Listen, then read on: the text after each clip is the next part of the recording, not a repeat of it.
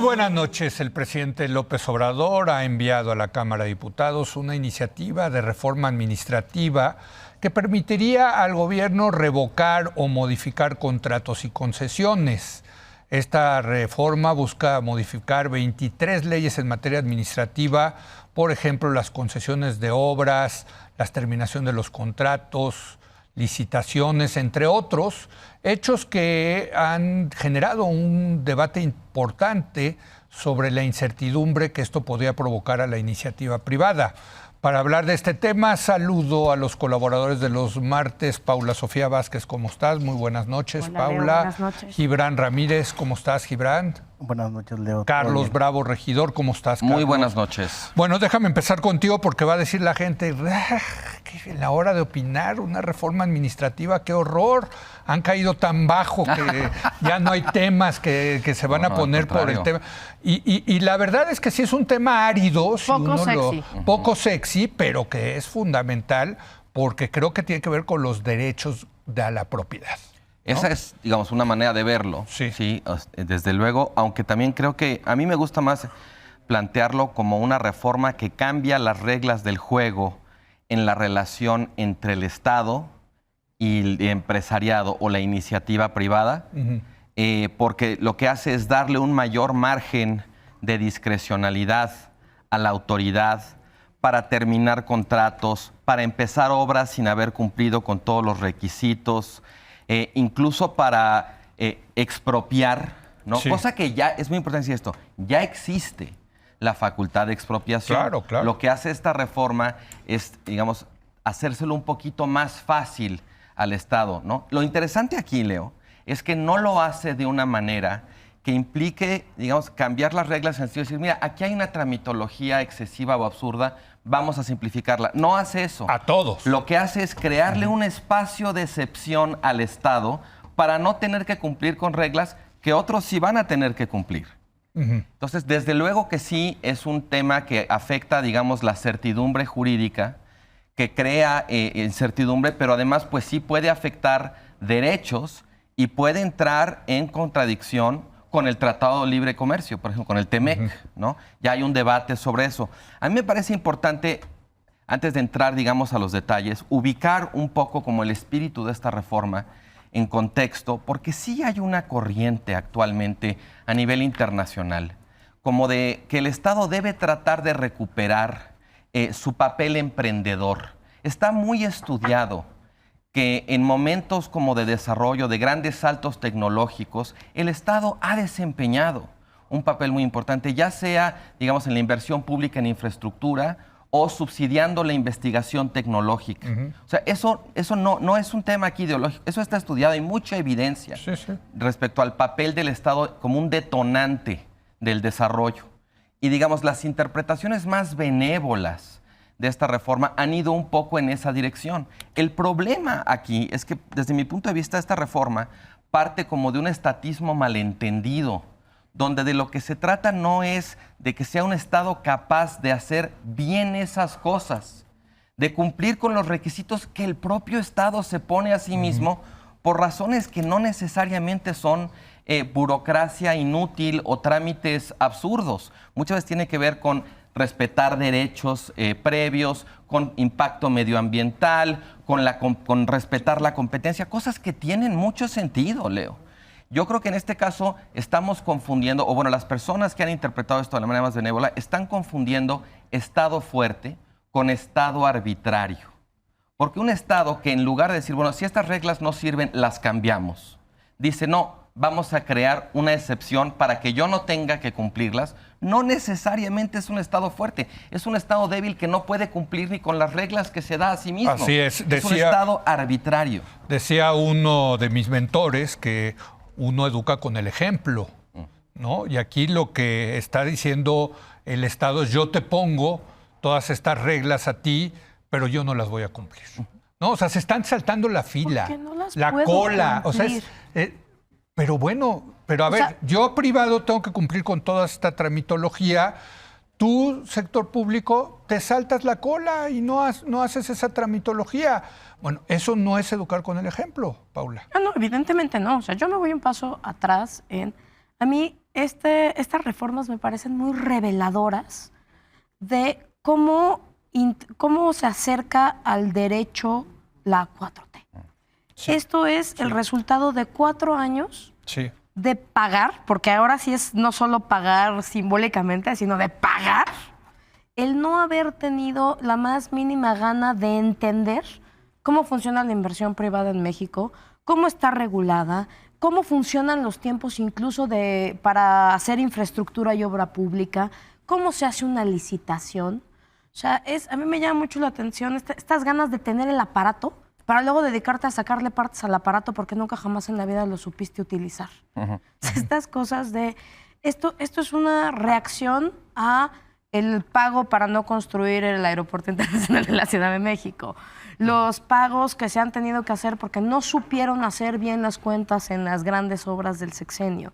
Entonces, eso también, todo el tema que tiene que ver con el TEMEC, es muy significativo que una de las primeras acciones grandemente celebradas por este gobierno a inicios del sexenio haya sido haber pasado el TEMEC y que en temas de inversión y economía es que lo violen todo el tiempo. O sea, esta iniciativa viola en muchísimos asuntos el TEMEC. Por ejemplo. Sobre todo toda la parte de arbitraje. Es también desconocer cómo funcionan los arbitrajes internacionales. Son una empresa las empresas grandes que hacen negocio aquí en México se van a las cláusulas arbitrales internacionales. No se van al arbitraje. O sea, en el contrato dicen, si tenemos una bronca, la vamos a resolver en Irlanda. Exacto. No la vamos a resolver aquí, se va a resolver en Irlanda. Y así se firman y así son las cláusulas arbitrales. O nos vamos a ir a las instancias de arbitraje internacional. Este desconocimiento y luego quererlo bajar pues, con la única herramienta que ellos sienten que tienen, que además no es una reforma constitucional, es una reforma a ley secundaria que viola en muchos temas la Constitución. Empezando por la libre competencia y concurrencia, que ya están ahí en el artículo 6. Ya les gustó este narcotúnel, ¿no? Claro, ya, con el narcotúnel de siempre, pero aparte también en el mismo narcotúnel que nos tiene contra la pared en los temas energéticos, contra la pared. O sea, creo que a mí esa es la parte que me llama la atención y coincido con Carlos. Yo creo que yo soy una persona que está muy a favor del Estado regulador. Pero a mí me parece que esta no es una iniciativa que regula. Desregula, pero esta es una iniciativa discrecional. No es un Estado regulador, es un Estado discrecional. A mí la sobreregulación del Estado me parece que no ayuda al capitalismo. No, pero la buena regulación sí. Acabo de leer un articulazo en el New York Times al respecto de cómo en California hay tantas regulaciones que ya es imposible abrir un negocio o construir un edificio, ¿no? O sea, tienes que contratar minorías y tienes que hacerles a constructoras chiquitas, darles una parte y en fin, ¿no? O sea, hay tantas regulaciones que es ya imposible construir un edificio. Pero ¿ya los dejaron de construir? ¿Ya los dejaron de construir? No, en San Francisco sí. No, en San Francisco tienen un problema de housing, ¿no? De vivienda. Porque precisamente por eso, porque cuesta muy caro por la gran regulación. Pero aquí lo que me encanta, Gibran, ¿no? Es, yo estaría incluso a favor de que dijeran, vamos a quitar todas esas regulaciones. Pero hay que ver cuáles, ¿no, Leo? Pero para todos. Pero hay que ver cuáles. Esa cosa de que el privado sí tiene que hacer esto, pero el público, aviéntate y empieza. Las que dañan el medio ambiente también.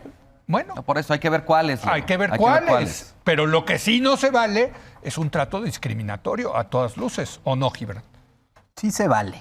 Sí se vale. A ver. Sí, en derecho administrativo siempre ha habido la prerrogativa del Estado de hacer avanzar su interés porque representa el interés colectivo. Y es esto en lo que se basan. Es una iniciativa que parece que hicieron entre equipos muy distintos, porque tiene partes francamente malas, como la exposición de motivos donde salta del cardenismo, como fundador del desarrollismo mexicano, al periodo neoliberal, como si no hubiera habido historia entre medio.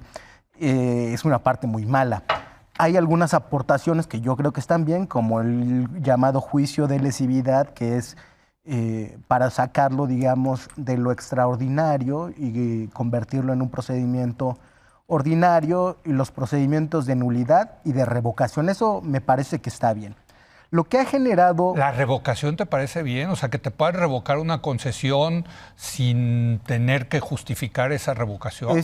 Es interesante, ahí yo creo que está uno de los puntos flacos de la iniciativa, pero no se establece, contrario a lo que han dicho las cámaras empresariales, que será sin indemnización, sino con límites a las indemnizaciones y sin pagar daños y perjuicios.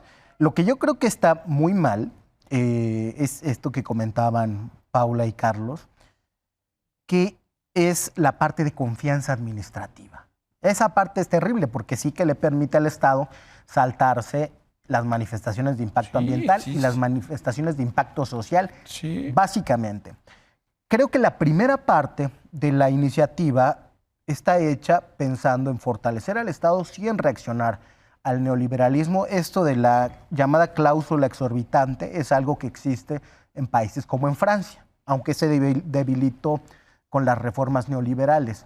En ese sentido, ahí creo que miran en parte hacia un rumbo correcto. ¿Cuál es la cláusula? Habría que definir eso, la cláusula exorbitante. ¿Lo tienen claro algunos? Sí, es, digamos... Que le ponen un tope a la indemnización. A las indemnizaciones. En caso de cancelar un contrato de licitación. En derecho administrativo, digamos que se distinguen, hay un debate ahí, desde luego, que lleva varios años, entre contratos administrativos y contratos privados. Pero uno cuando firma un contrato pone las cláusulas en caso de no cumplimiento. Pueden ser exorbitantes o no, pero pues las dos partes son las que lo firman, ¿no? ¿O no? Sí. Y porque se supone que vas a cumplir. Sí. O sea, tienes certidumbre de que las dos cosas van a suceder. Hay otra parte que me parece más preocupante, de la que se ha hablado mucho menos, que son los anticipos superiores al 50%. Yo creo que toda esta segunda parte de la iniciativa, que es la más lesiva, parte de una necesidad coyuntural, que es acabar las obras de este sexenio, lograr algún resultado positivo de reintegración de recursos en el caso Segalmex y dejar en el 2024 comprometido y gastado todo el gasto público. Creo que esas necesidades coyunturales son las que orientan a esta iniciativa. Creo que el gobierno de López Obrador hizo todo al revés. Si debía discutirse una reforma administrativa de fondo, era al principio. Si había que reformar la ley minera, era al principio. No al cuarto, todo indica, porque todo esto es confesión de parte. Todo indica que apenas le están entendiendo al Estado y ni siquiera. Cuando ya pasó más de 75%. Que están preparando la narrativa para decir los conservadores no nos dejaron, los cambios no pasaron por sabotajes, etcétera, etcétera. Ahora, el tema aquí es que va a ser muy difícil la operación de la iniciativa privada con el gobierno en obras públicas, concesiones, etcétera, ¿no? Por estas nuevas reglas. Y ahí lo que se dice, y creo que es un argumento que tiene méritos, es, pues las empresas serias no le van a entrar. No le van a entrar porque van a decir, oye, esto no me da certidumbre jurídica. Salvo los amigos del poder. Es que es lo ¿Quién le va a entrar? Estos los nuevos empresarios. Esto es estas son reglas capitalismo de cuates. De capitalismo de cuates. Le van a entrar aquellos cuya relación con el Estado realmente no está mediada por las reglas, sino por los pactos. Así es. A ver, es que yo creo que esto es una parte muy importante, más allá de la teoría. Tenemos que hablar del caso concreto, el contexto específico del Estado mexicano hoy.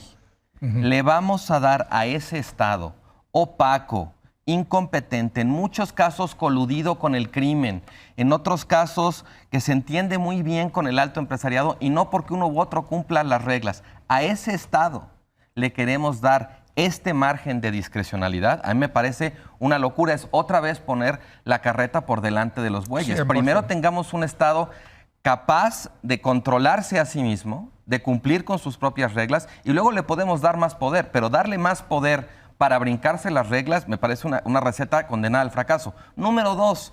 No al fracaso. Va a ser capitalismo de cuates. Bueno, ok. Ahora, el fracaso de todos nosotros, pero no de unos un verdadero capitalismo. Exacto. Bueno, es o la de un verdadero victoria. Estado de derecho. ¿No? Si van de la mano, ¿eh? Está bien. Van de la mano. Aunque no necesariamente. No, el capitalismo de verdad sí tiene. Sí, bueno, pero es que hay muchos capitalismos. Bueno, por eso. Ahora, hay otra cosa. El de cuates no. Esta fantasía del Estado emprendedor con un Estado tan fiscalmente vulnerable como el mexicano. No hay dinero para financiar esta idea de un Estado que emprende, que interviene, que se brinca las reglas para hacer las cosas más rápido y mejor. No somos ese Estado. O sea, no somos Francia. Nos estamos imaginando un tractor. Claro. Cuando tenemos una carcachita, no, quítenle. Si le quitan los obstáculos en el camino, la carcachita se va a ver como tractor. Carnal, no tiene gasolina, ¿sabes? O sea, Cupido motorizado. Exacto, ¿no?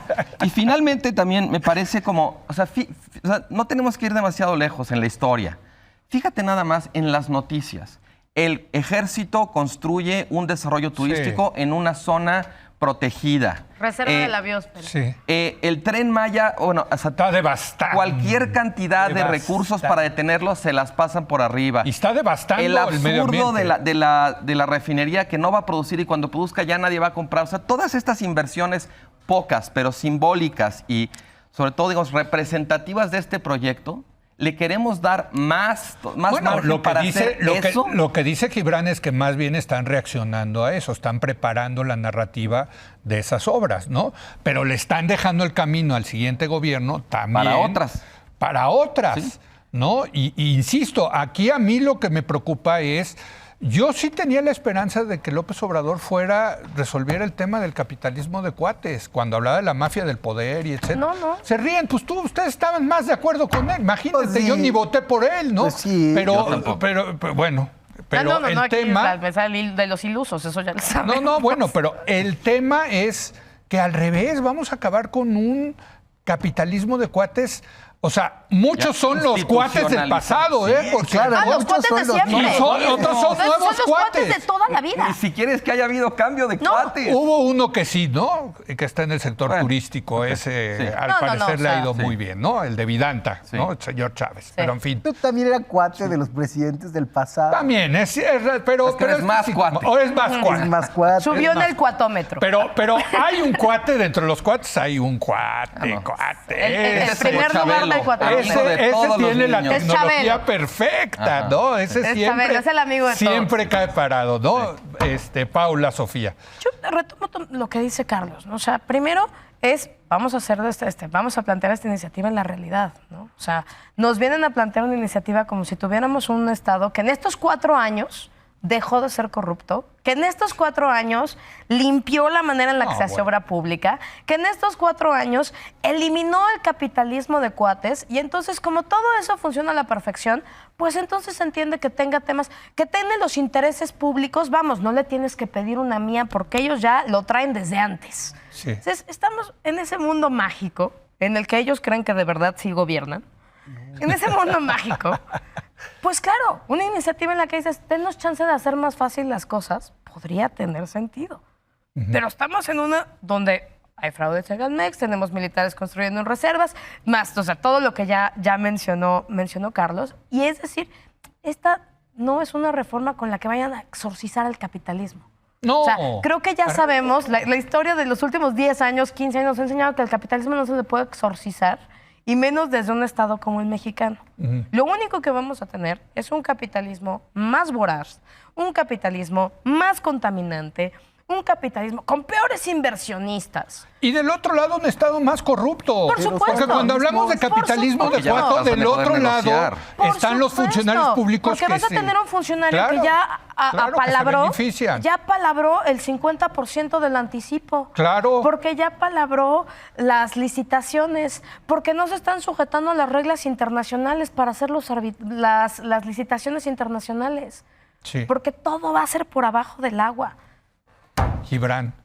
Yo creo que López Obrador le está dando formalidad al capitalismo de cuates que ha existido en México desde hace mucho tiempo.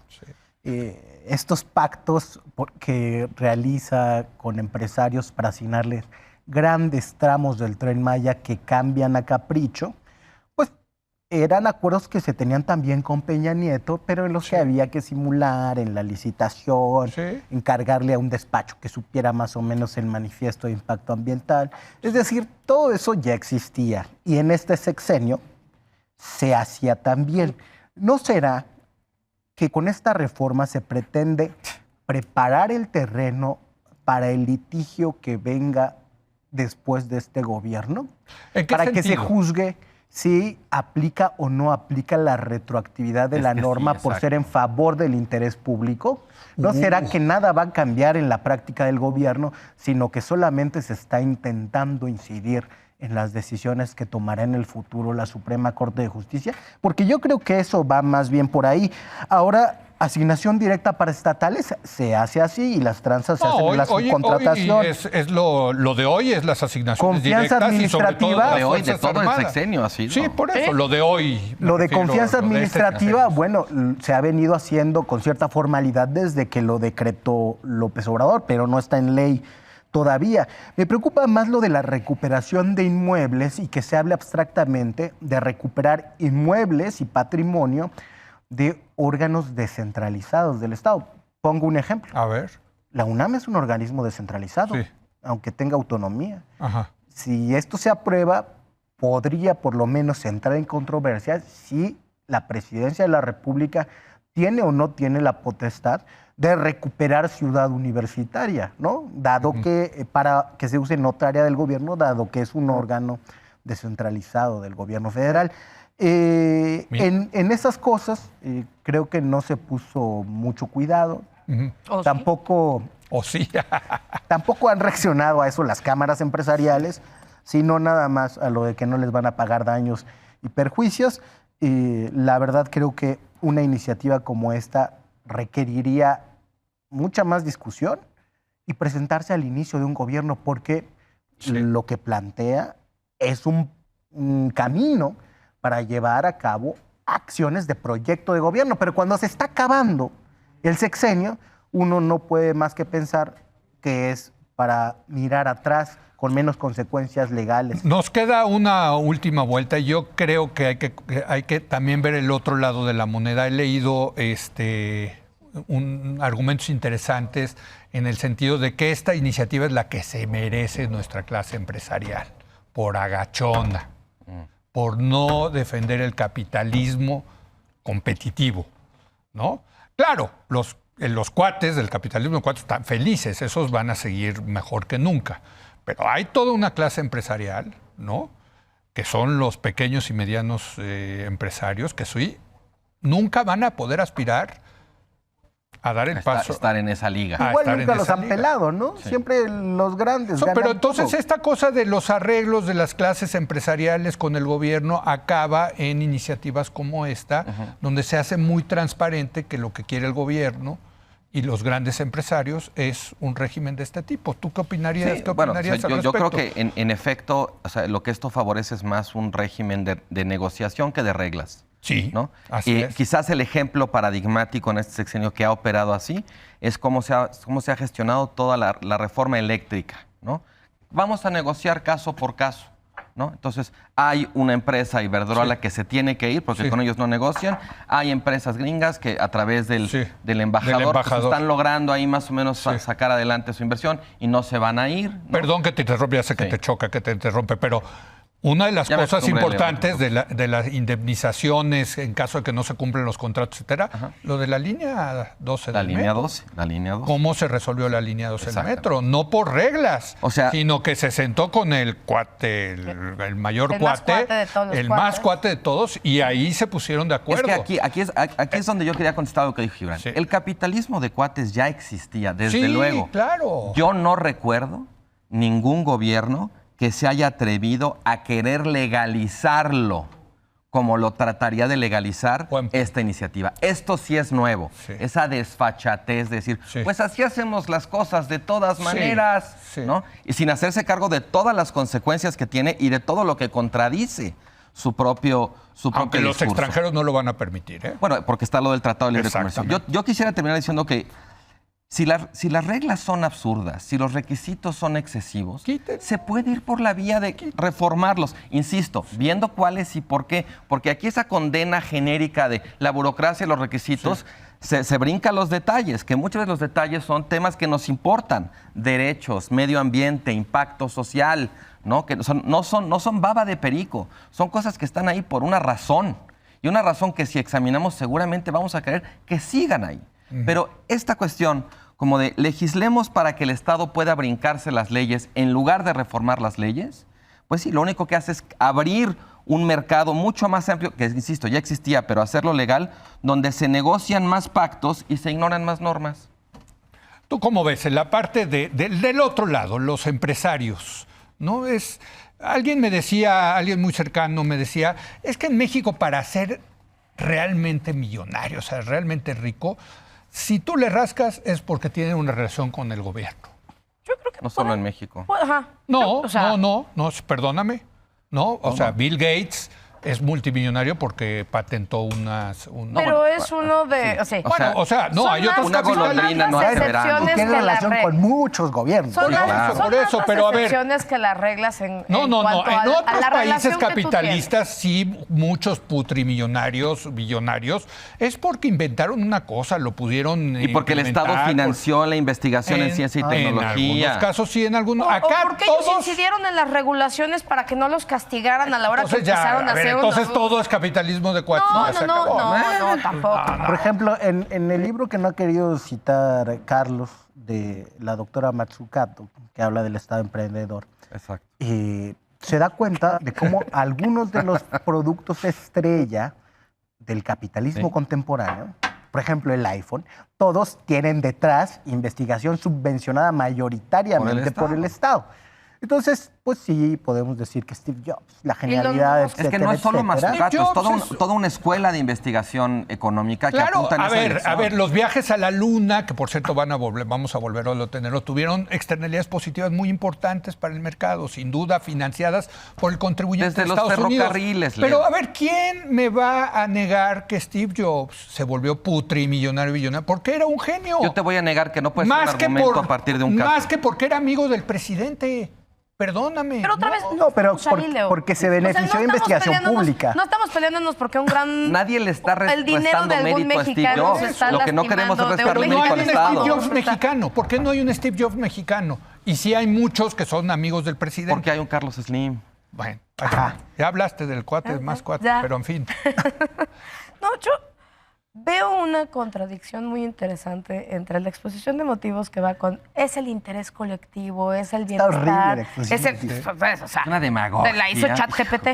O sea, es contra de esta demagogia con una cosa que es vamos a destruir mías, vamos a destruir MIRS, vamos a dejar de ver impacto social, vamos como si el gobierno no hiciera nada, como si el gobierno no fuera responsable de grandes tragedias ambientales, como si el gobierno no fuera responsable de tragedias sociales, etcétera.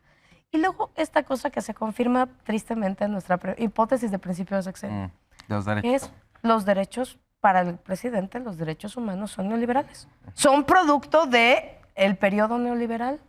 Y entonces la reforma de derechos es producto del neoliberalismo. El INAI, producto del neoliberalismo. ¿En derechos humanos estás integrando el derecho a la propiedad? Al medio ambiente, a la propiedad, No, a la no. competencia A la- todas las económica, cosas a las que a les la quieres dar la vuelta. competencia económica, Ok. al todo eso. Y digo, o sea, Andrés Manuel López Obrador va a ser padre de algo, va a ser padre del descaro, entonces. 30 segundos. El primer cuate de la nación con Carlos Salinas de Gortari y con Andrés Manuel López Obrador es Carlos Slim. El primer cuate del sexenio pasado y del Tren Maya ahora es José Miguel Bejo. ¿Cuál cambio? Solo se está formalizando el estado de putrefacción del gobierno mexicano de entonces hasta ahora. Pues ahí está. Para que vea, hablando de la reforma administrativa, acabó siendo esto una discusión fundamental desde el punto de vista económico y político.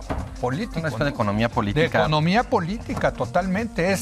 Me quedo con eso, es la legalización del capitalismo de cuates. Es más, te voy a citar mañana en mi artículo. Muy bien, Gracias, muchas Carlos. Gracias, Paula. Gracias, Gibran. Muy buenas noches. Vamos a hacer una breve pausa y regresamos con Eduardo Bojorges para hablar del tema de la transparencia y pues de la muerte quizás próxima del INAI. Regresamos.